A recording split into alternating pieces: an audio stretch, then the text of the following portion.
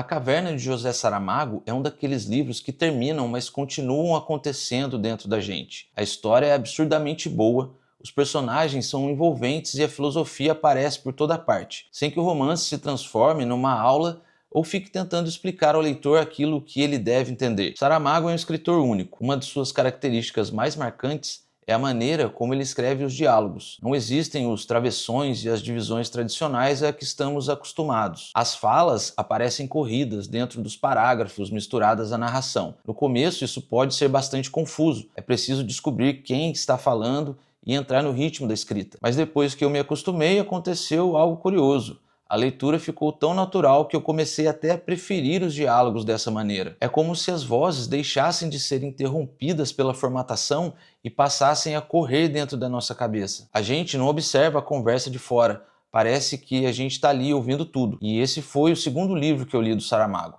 O primeiro foi O Conto da Ilha Desconhecida. É uma narrativa de menos de 50 páginas que pode ser lida em menos de uma hora. E dessa vez eu saí de um conto curto para um romance de aproximadamente 365 páginas. E eu demorei para terminar de ler de propósito, não porque a leitura fosse difícil ou cansativa, mas porque era um daqueles livros que eu não queria que acabasse. E desde a primeira página, quando entramos numa furgoneta ao lado de Cipriano Algor, já estamos dentro da história. Cipriano é um oleiro que vive num povoado afastado da cidade. Ele mora com a filha Marta e o genro Marçal, que trabalha como guarda num gigantesco complexo chamado simplesmente de O Centro. Cipriano produz peças de cerâmica e depende economicamente desse lugar, até que o centro decide que não quer mais os seus produtos. O plástico é mais barato, mais leve, não quebra, parece mais adequado às exigências do mercado. Aquilo que poderia ser apenas um problema comercial se transforma numa crise existencial. Cipriano não está perdendo somente sua fonte de renda, ele está perdendo aquilo que fez durante a vida inteira e que, de alguma maneira, define quem ele é. Se ele deixar de ser oleiro, quem será Cipriano Algor? É uma pergunta muito humana. Existem pessoas que construíram toda a identidade em torno do próprio trabalho. Quando esse trabalho desaparece, não é apenas o dinheiro que falta.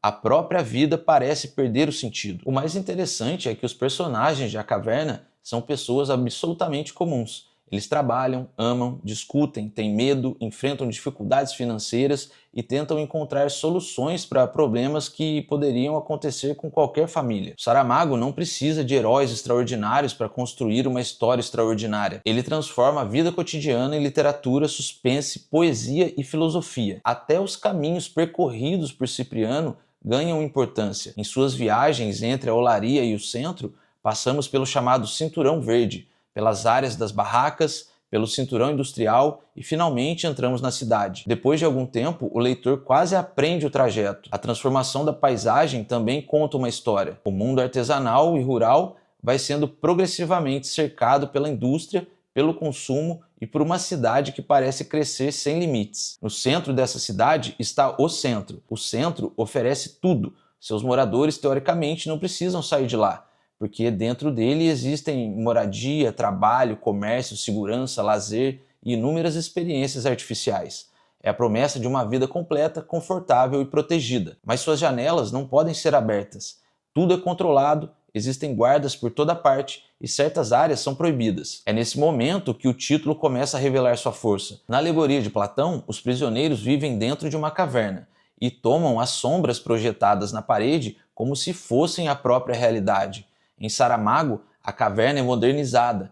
As pessoas não precisam ser arrastadas ou acorrentadas. O centro chama cada uma delas para dentro, oferecendo conforto, segurança e ilusão de uma vida perfeita. E essa é uma das ideias mais perturbadoras do romance. A caverna contemporânea não parece uma prisão, ela parece uma oportunidade. Mais do que isso, o centro é capaz de transformar tudo em mercadoria. Produtos, experiências, necessidades, sonhos e até aquilo que poderia servir como crítica ao próprio sistema pode ser absorvido, embalado e colocado à venda. O centro não precisa impedir que as pessoas pensem, basta transformar o pensamento em mais uma atração, a ser consumida sem provocar qualquer mudança verdadeira. Mas para mim, a caverna do romance não está apenas no centro. Cipriano também se encontra preso à ideia de que sua vida só pode continuar da maneira que sempre existiu. A olaria, o trabalho e a rotina possuem valor afetivo e representam uma existência muito mais concreta do que aquela oferecida pelo centro. Mesmo assim, podem se transformar numa prisão quando ele passa a acreditar que não existe vida possível fora deles. A caverna também pode ser o medo de abandonar aquilo que conhecemos. E então Saramago constrói uma ironia literária maravilhosa, porque é no escuro que algumas coisas finalmente se tornam claras. Sem revelar o que acontece nas últimas páginas, posso dizer que o Cipriano precisa experimentar a escuridão para compreender a realidade que está vivendo. Ele não chega a essa consciência apenas por meio de um raciocínio abstrato. Seu corpo precisa entrar em contato com aquela experiência. E isso dialogou diretamente com uma discussão sobre Merleau-Ponty que eu levei para uma aula de filosofia. Em determinado momento do romance, Saramago fala das mãos e dos dedos com seus pequenos cérebros. Antes que o pensamento formule um conceito sobre uma pedra, o corpo já percebeu sua aspereza, sua densidade, seu peso e sua capacidade de ferir. Nós não conhecemos o mundo somente pelo cérebro. Pensamos, sentimos e filosofamos com o corpo inteiro. Cipriano não compreende a caverna porque alguém lhe apresenta uma explicação sobre Platão. Ele precisa entrar nela. Primeiro vem a experiência, depois a consciência encontra palavras para aquilo que o corpo já percebeu. Outra presença que me marcou profundamente foi o achado, o cachorro que aparece na vida da família. Para mim, ele é uma das partes mais bonitas e emocionantes do romance. O livro me fez chorar em vários momentos e muitos deles estão ligados a esse cachorro. Seu nome também não poderia ser mais significativo.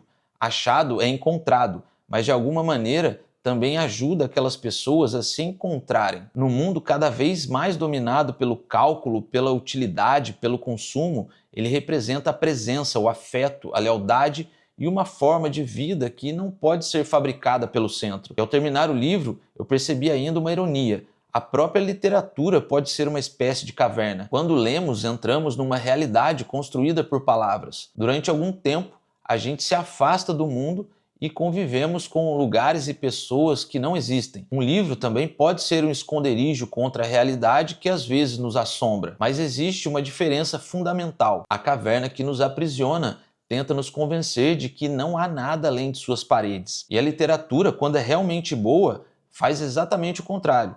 Entramos nela e quando saímos percebemos que o mundo é muito maior do que imaginávamos. É por isso que a leitura é uma experiência tão completa.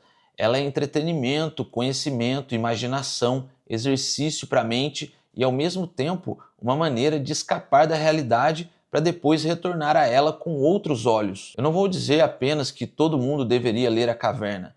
Todo mundo precisa ler livros. Todo mundo deveria experimentar o que acontece quando uma história deixa de ser apenas uma história e começa a conversar com as nossas aulas, nossas leituras, nossas crenças, nossos medos e a maneira como estamos vivendo. Saramago conseguiu fazer isso comigo. Eu comecei o livro acompanhando a rotina de um moleiro comum e terminei questionando quantas cavernas podem existir dentro de uma única vida. Algumas são construídas pelo mercado, outras pelo medo, outras pela promessa de segurança e outras por nós mesmos. E a pergunta que permaneceu foi essa: quantas vezes afirmamos que queremos sair da caverna, quando na verdade estamos apenas procurando uma caverna mais confortável?